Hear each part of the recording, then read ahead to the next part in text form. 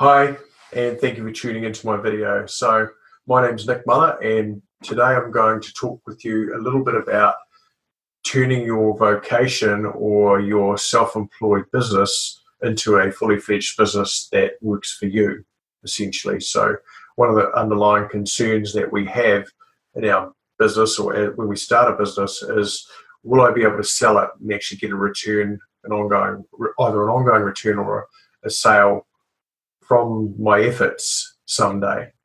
Okay, so I'm just going to go through some of the concepts that you need to think about to get that to happen. Enter Robert Kiyosaki. Robert Kiyosaki wrote a book called Rich Dad, Poor Dad, and The Cash Flow Quadrant was his second book. Great read, and I strongly suggest you read it if you haven't already. In any business, you've got an employee, a self-employed person, a business owner, and an investor. Most businesses, small to medium-sized businesses under, say, 25 employees, for argument's sake, are generally operating in a relatively self-employed state. Okay, so what that means is, as a technician, the only way to go forward and improve the results that we're getting is to spend more time in the business. So it's essentially a little bit like the hamster on a wheel. And what we need to do is we actually have to shift across to being a business owner where we're trading employees and self-employed contractors' time for money. So herein lies the first problem. If you're a vocation business where you've started out as a vocation or a specialist, then often we're wired into the business and so we can't sell ourselves. So the first thing we have to do is we actually have to increase the volume of sales that are coming in. And the other thing is we have to increase the reliability of those sales. So first and foremost, actually, we need to increase the reliability of the sales coming in. So if your business is all about you, then you can't sell you, right? But what you can sell is ongoing recurring revenue streams. Yeah. We can actually get a different loop going over here, which essentially is about getting a return on capital employed. So we need to make a transition from being the technician to being the owner. And the way to do that is, first and foremost, look at how you can build volume. And then secondly, we need to look at building ongoing recurring revenue streams. Okay, so to give you an example, when I had my property trading company, I also had a property management company on the side. And for every property that we sold, we set up with the accountant, and we set up at the time it was an LAQC, that was about 10 years ago. We would also set them up with a property manager, and the property manager would find the tenant and all the rest of it. We owned the property management company, which charged a bit less than the market, 7.5%, but it was our own, and we were helping our customers, so it worked really well, and it created an ongoing revenue stream. I was able to sell two property management roles, to a real estate company subsequently about 2 years later. So I built up the roles through the sales, and then I was able to sell that revenue stream, that property management portfolio. To give you another example, I've got a client that I've been working with for the last year and a half. And in the first year, all we did was establish credibility and establish her as an authority. She is a pharmacist, and she's gone out on her own. She wanted to break the mold, not work in a pharmacy and be self-employed.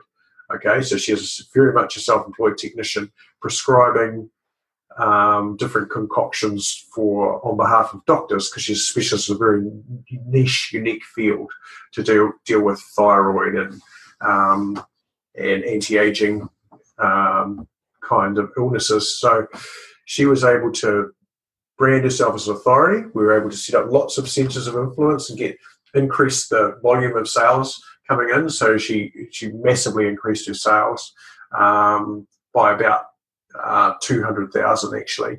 And that was a small self-employed person. So those numbers might not be quite so impressive for a bigger company, but they're still significant in terms of volume and percentage of increase for a smaller company.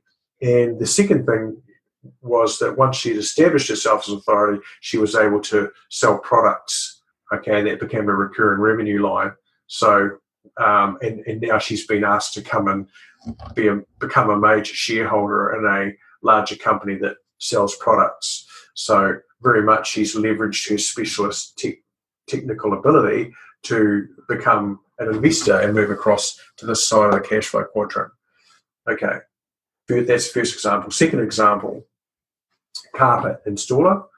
We're able to remove and reduce the reliance of the ownership on the initial founder, and the son came up.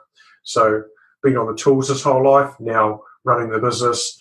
Business is automated, lots of systems in there, high performing business now.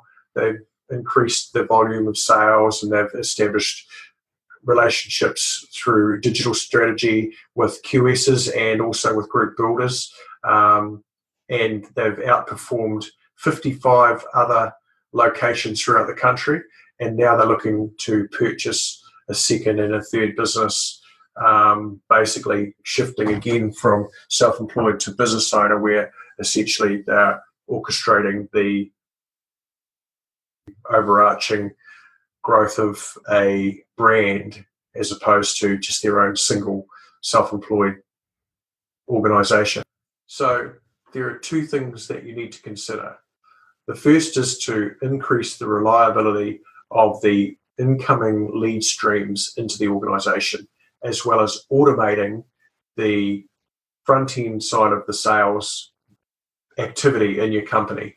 And then the second thing that there is to do is to actually, once you've increased the volume, reduce the business's reliance on yourself, or essentially replace functions that you're looking after with someone else running them.